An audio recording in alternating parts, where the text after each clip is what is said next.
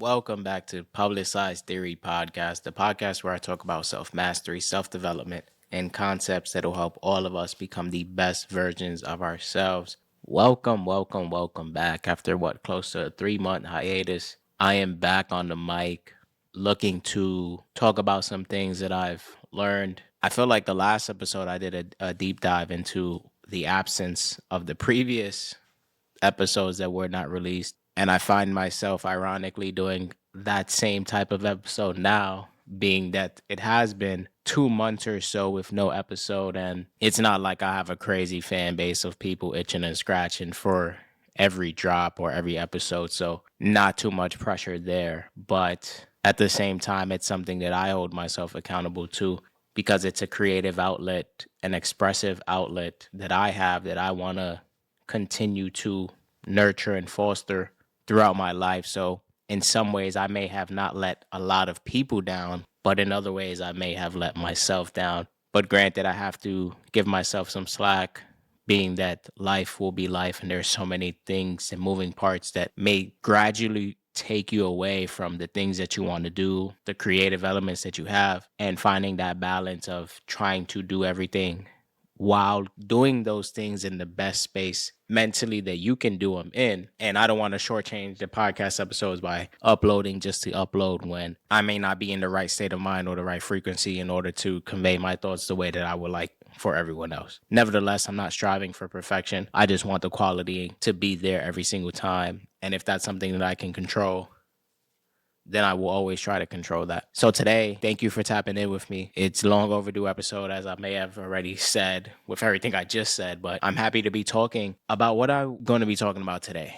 There's a lot of things that I truly want to talk about, and those will be in future episodes because I can't talk about everything at once, albeit I would love to, but then that would not allow me to have content for future episodes. So I'm going to have to wait on that. But so today I wanted to dive in on a particular concept that, and I wouldn't even really call it a concept. I think it's just a way of thinking, a thought process, a way of looking at things and understanding that we may all be looking for a particular answer. We may all be looking for a particular symbol or sign, or we want the stars to align in a certain way for us to take action on a certain objective, on a certain task, on a certain dream that we have. And sometimes for many people, that action is never taken because they don't feel like they have what they need, or they have not received the signs or the signals or the right friendships or relationships, or they haven't produced enough experience, or they don't know, and all these other reasons as to why they can't pursue and do something that'll bring them closer, or at least attempt to bring them closer to the dreams that they want to have and the life that they want to live. I can definitely relate to that because there is many times where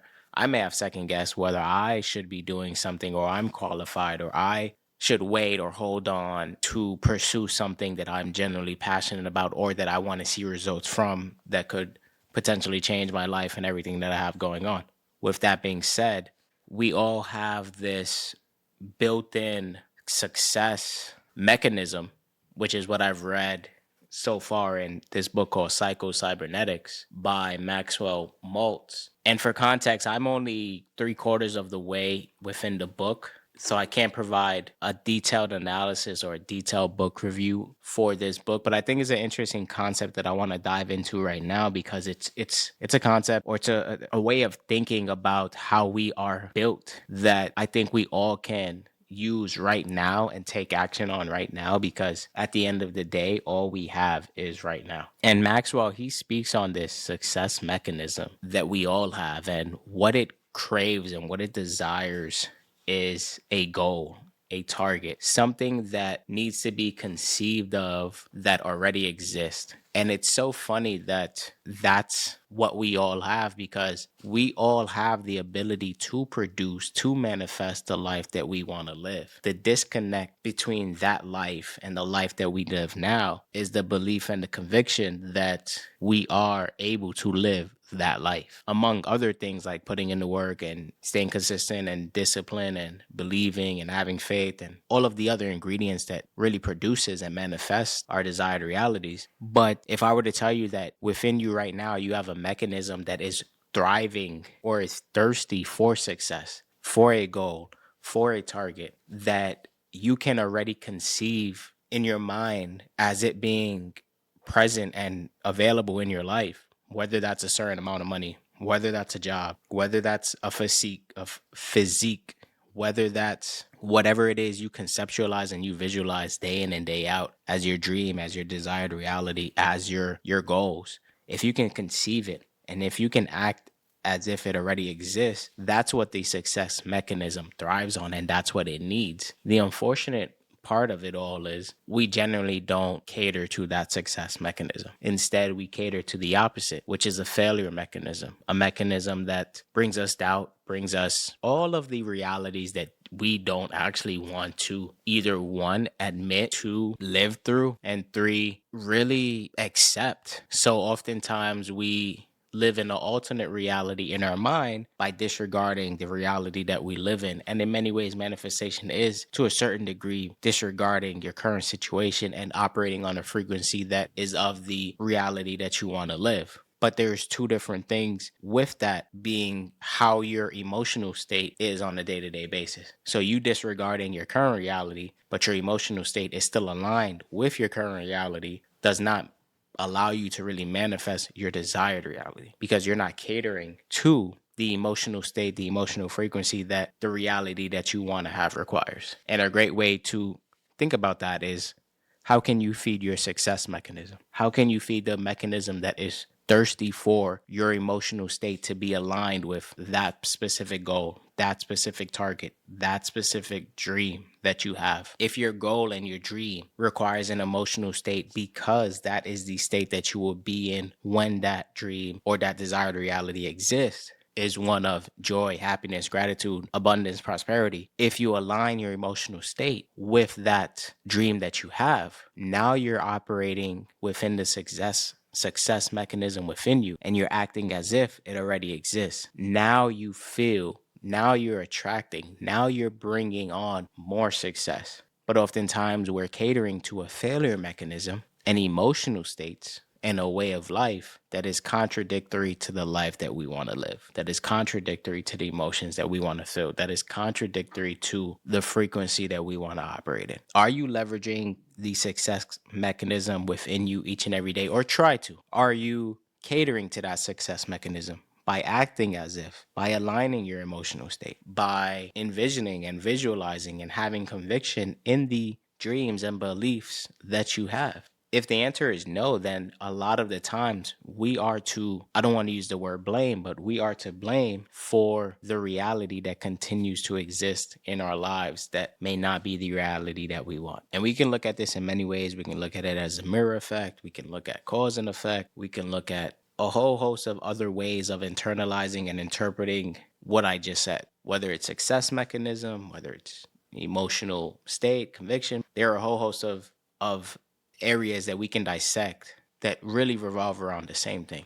How are we aligning ourselves with our success mechanism by showing it that we already understand that the reality, that the goal, that the target we have is conceivable and it exists now, if we believe that it exists now, if we align our emotional state with that right now? The answer always exists right now, because we can live in that reality right now, emotionally, mentally, spiritually, physically. But the current reality that we live in oftentimes takes us away from that, because we're consumed by the things that we don't want to have, the reality that we don't want to live. And that oftentimes just cascades and snowballs into months, years, decades, or in some cases, our entire existence. And we never get to truly blossom out of that, because we're always consumed by it. And we don't do the mental work. We don't shift our frequency. We don't change our emotional state. We don't increase our self-awareness. We don't take the time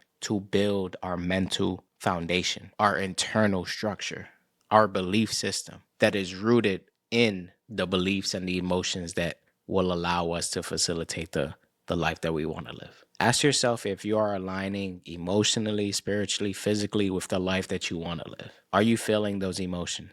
Are you acting as if? Are you presenting to the world, the universe, the source, however you phrase it or whatever you believe in? Are you putting yourself in a position for those things to be attracted to you? Or are you repelling those things from you because of how you act, how you treat people, how you behave, the lack of consistency that you have? Are you taking into account those things each and every day? And if you're not, then that's something to think about moving forward. Develop your success mechanism. Develop ways and areas in your life that aligns with the life that you want to live. A lot of it is built on us. We have to put in the work to get the reality that we want, and a lot of it is internal. With that being said, think about that throughout the week. Think about that throughout the course of your day-to-day lives. Think about how you can align yourself with the reality that you want to live, and never take for granted the opportunities that we have to course correct and self-correct. It's okay to not want to feel the way you feel. It's okay to accept a feeling of happiness, a feeling of joy, a feeling of gratitude. It's okay to accept that. Sometimes we get so caught up in the emotional states that we cater to each and every day that we almost get sucked into thinking that that's just who we are. And you've probably heard this before, like, oh, I'm just an angry person, or I'm just a miserable person, or whatever. It doesn't have to be that exact phrase, but I've seen, and I'm sure you've seen, people accept for the lack of a better word, negative emotional state or negative outlook to life or negative way of thinking, and embody it and accept it when that doesn't need to be the case. And at the same time, question why their lives are the way they are. We all have the power to change and manifest the reality that we want, but it will always begin and end with us. Thank you for tapping into another episode of Publicized Theory. I promise you, I will try my best not to go 2 to 3 months without dropping and releasing another episode. If not for you, definitely for me, because I want to continue this expressive creative outlet that I have established. It'll be for future use more than anything. Just having an audio diary of life and theory, truth be told, on how we should go about our day-to-day lives. And I'm by in no means saying that I'm a master or I'm perfect at this journey called life, but I try my best to be my best each and every day. And that's all any one of us can do each and every day. So again, thank you for tapping into another episode of Publicized Theory. Enjoy the rest of your week. Enjoy your weekends. Until next time, stay safe, stay blessed.